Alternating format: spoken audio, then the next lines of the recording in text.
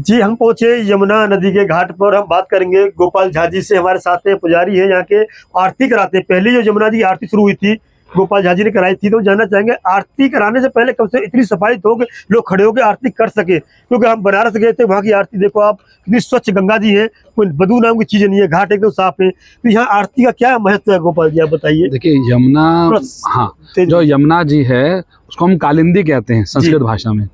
तो कालिंदी जो है, बताया था भाई साहब ने पहले अपने वक्तव्य में कि यमुना जो है भगवान विष्णु की पटरानी है जी, और यम की बहन है, शनि की बहन हुई और सूर्य की पुत्री हो गई। तो ये पापों को नाश करने वाली है जी, जो हमारे पितरों को तारने का जो कार्य करती है, गंगा जैसे करती है, वैसे यमुना भी उसी रूप में तारने का कार्य करती है। तो यहाँ पर जब आरती करते हैं तो लिखा जो निष्दिन ध्यान करता है तो सभी पापों को आप उतार देती हैं। कि यमुना का पान और गंगा का स्नान दोनों का फल जो है वो सामान्य माना गया शास्त्रों के अनुसार। अब स्नान लायक तो यमुना जी रही नहीं है, तो पान करके मात्र जिह्वा से स्पर्श करके उसको हम लोग कार्य चला लेते हैं। अब विषय आया कि आरती, क्योंकि आरती हम अब से नहीं, मतलब हमारे कई पीढ़ियां से आरती करती हुई आ रही हैं। अभी जो नया घाट बना है वासुदेव घाट, बड़ा सुंदर दृश्य है उस घाट का, आप जाएंगे तो बड़ा आनंद आएगा। रविवार और मंगलवार को वहाँ पे आरती का आयोजन हो रहा है। माननीय गवर्नर साहब ने उस आरती को प्रारंभ कराया है, एलजी साहब ने। हाँ, गवर्नर साहब ने। तो वहाँ पे सायंकालीन 6 बजे आरती होती है। उस घाट को जो डेवलप किया है गवर्नर साहब के माध्यम से किया है, और गवर्नर साहब और डीडीए के माध्यम से। कि यमुना जो रिवर का जितना भी क्षेत्र है पानी का, वो फ्लड डिपार्टमेंट के अंडर में आता है, जो दिल्ली सरकार के अंडर में। ऊपर का जो नवीकरण है वो तो एलजी साहब कर रहे हैं, लेकिन यमुना का जो नवीकरण है वो नहीं कर पा रहे हैं प्रॉपर तरीके से। तो जिसमें अगर आप देखेंगे यहाँ से लेके और वजीराबाद तक 7 बड़े नाले इसमें घेरे जाते हैं। नाले इतने बड़े हैं कि यमुना जी छोटी लगेंगी आपको और नाले बड़े। यदि आपने मेरा तो यह कि जितने भी लोग यमुना जी को मानते हैं और सम्मान देते हैं, पूजा करते हैं, और अपनी मतलब ऐसे बताया कि आचमन से ही मतलब पुण्य मिल जाता है जो गंगा जी में स्नान से मिलता है, उन लोगों को धक्का नहीं लगता यहाँ पे आके देखते हैं जब वो लोग आके हमें कहते हैं कि आप लोगों ने यमुना जी गंदी कर दी। उनके जो शब्द होते हैं वो हमारे ऊपर आघात करते हैं कि आप लोग यमुना जी सफाई क्यों नहीं करते हैं, क्यों नहीं कराते हैं, जबकि विषय हमारे हाथ का नहीं है। जो पानी पीछे से आ रहा है, जो गवर्नमेंट भेज रही है, जितना पीने के प्रयोग में ले लेती है, जो बसता गंदा पानी वो यमुना जी में छोड़ दिया जाता है। जब कोविड का समय आया था, मैं उदाहरण दे रहा हूँ प्रत्यक्ष रूप से, सारी फैक्ट्रियां बंद थी। इस जल को आप पी लेंगे या स्नान भी कर ले तो भी कोई बड़ी बात नहीं थी। तो आप ये कहना चाहते हैं कि जब कोविड आया था और सब कुछ बंद था जी, लॉकडाउन में, यमुना एकदम साफ हो गई, बिल्कुल स्वच्छ निर्मल पानी। मैं कह रहा हूँ गंगा का पानी देख लीजिएगा और यमुना का पानी उससे ज्यादा साफ लगेगा आपको। कोविड के समय पानी से यमुना का पानी स्वच्छ हो गया था, क्योंकि सब कुछ बंद था, सब कुछ बंद था। मल तो वगैरह आते आदमी जो रह रहे थे उनका मल तो आता होगा, वो भी नहीं आ रहा था, मतलब कहाँ था भगवान जाने। क्योंकि उससे देखिए, अगर आप गंगा जी जाएंगे, किसी भी नदी में जाएंगे, मल जितना भी त्याग है वो नदियों में ही किया जाता है आज भी, वो उसके अलग कहीं नहीं जाता। लेकिन मल की जो क्वांटिटी है वो कम होती है बहुत ज्यादा, और नाले की क्वांटिटी वो अथाह होती है, मतलब वो समुद्र के समान मानिए आप। इस समय अगर नजफगढ़ नाला देखेंगे आप, वो नाला नहीं है, मतलब वो ऐसा लगेगा आपको यमुना जी बह के आ रही साक्षात। मैं स्वयं जाके देखा है उस विषय को मैंने बहुत, और उसमें कई जानवर, इस आप देखेंगे तो थोड़ा नाला खोलते हैं जब ये शाम के समय, तो उसमें गाय, भैंस, कुत्ते, इवन व्यक्ति मर के तक आते हैं। मैं लाशें देखी हैं बहती हुई श्राद्ध पक्ष में इसमें। चलिए, वो तो खैर सरकार का काम है, सरकार करेगी, किंतु आपको जो आरती कराते हैं या जजमान आते हैं आपके, और मैं देख रहा था अभी यहाँ पे कुछ मूर्ति विसर्जन करने भी आते हैं, इस तरह के लोग भी आते हैं, बीच में पूजा भी हो रही थी यहाँ पे, तो वो क्या महसूस करते हैं? नहीं, वो लोग जो पूजा करने आते हैं वो तो लोग तो ये कहते हैं इतना गंदा पानी है, आप पंडित जी यहाँ पूजा क्यों करा रहे हैं, हमारे कहीं और कराइए, क्योंकि उनको इतनी बदबू आती है पानी के अंदर से। पर हमारे भाव हैं, हम उनको बताते हैं यमुना के विषय में, तो वो यहाँ बैठ के पूजा कर लेते हैं, वरना उनकी लेश मात्र भी इच्छा नहीं होती यहाँ बैठ के पूजा करें। क्या वो पूजा सार्थक होगी?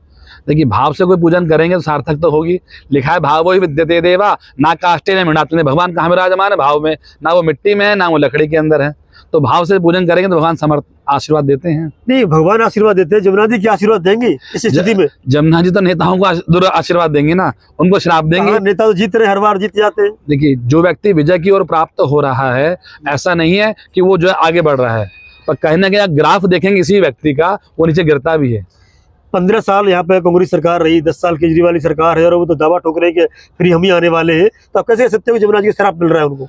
देखिए, हमारे यहाँ लिखा है कि अगर एक व्यक्ति तरक्की कर रहा है तो उसको आप तरक्की नहीं मानेंगे, उसका जो परिवार है, आप देखिए जनरेशन खत्म हो गई कई लोगों की, नहीं, मेरा प्रश्न ये था कि 15 साल कांग्रेस रही, 10 साल में केजरीवाल नाम लेके कह रहा हूँ मैं, तो 10 साल हो गए उनको यहाँ पे, और आप कह रहे हो कि मतलब दोष लगता है या श्राप लगता है। पंजाब में जीत गए कुछ सीटें, तो वो गुजरात में जीत गए, और जम्मू में भी जीत गए कुछ सीटें, वो तो दिनों दिन परिवार बढ़ रहा है उनका। तो एक समय दिल्ली में बीजेपी का राज्य था, ठीक है, समाप्त हो गया।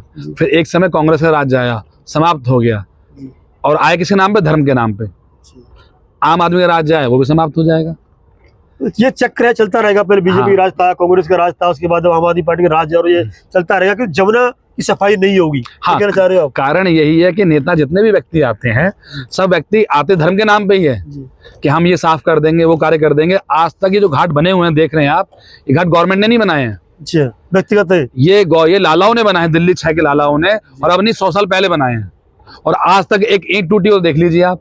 और इस हर साल यमुना नदी में 2-2 बार बाढ़ आती है, इतना पानी आता है कि घर तक डूब जाते हैं। आज तक घर बता दिया, यमुना नदी को खुद ही अपने आप में लोगों पर शर्म आती होगी कि ये तो कुछ कर नहीं रहे। हाँ। साल में बाढ़ आके वही सफाई कर देती है, वो सफाई हो जाती है, यमुना साफ करती है। यमुना जी में जब भी आप देखेंगे अगस्त जुलाई के आसपास बाढ़ आती है, बरसात के मौसम में साफ हो जाते हैं, फिर 3 महीने साफ रहती हैं, फिर 6 महीने इतना लोग उसे आगे गंदी कर देते हैं, फिर 6 महीने अपना स्वतः ही साफ हो जाती है। आपको क्या लगता है क्या उपाय है इसका? चलिए आप बताइए। देखिए, उपाय यही है, अभी जो गवर्नर साहब और दिल्ली गवर्नमेंट ने कमेटी बनाई है, जानकारी आपको भी होगी, कमेटी बनाई हुई 1.5 वर्ष से ऊपर हो गया, जो यमुना रिवर को लेके जितने भी नाले हैं उस पर एक मशीन लगाएगी। इन्होंने ओखला में आप जाके देखेंगे तो एक मशीन लगाई जो पानी को फिल्टर करती है।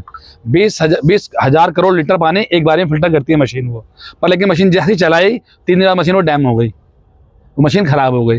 तो वैसे इन्होंने प्रोजेक्ट बनाया है, जितने भी नाले हैं बड़े बड़े छोटे, सब पे मशीन लगाएंगे, फिल्टर मशीन की, पानी को नाला जो है फिल्टर करके जमुना के अंदर जाएगा, जैसे और नदियों में देखते हैं। ये तो कब होगा हमें पता नहीं। हाँ, कागजों में है, कब होगा हमें नहीं पता। ये बताइए कि जमुना सफाई का मुद्दा क्या 2025 फरवरी जो इलेक्शन है दिल्ली विधानसभा का, उसमें हावी रहेगा? नहीं, हावी हो या ना हो, लेकिन जो पब्लिक है उसको हावी करना चाहिए, क्योंकि ये सामाजिक विषय है, ये लोगों का विषय है, किसी नेता का विषय नहीं है। कि जो लोग धर्म के नाम पे मंदिरों में आते हैं, पूजा करते हैं, तो क्या भाव करते हैं कि भगवान हमारा कल्याण करे।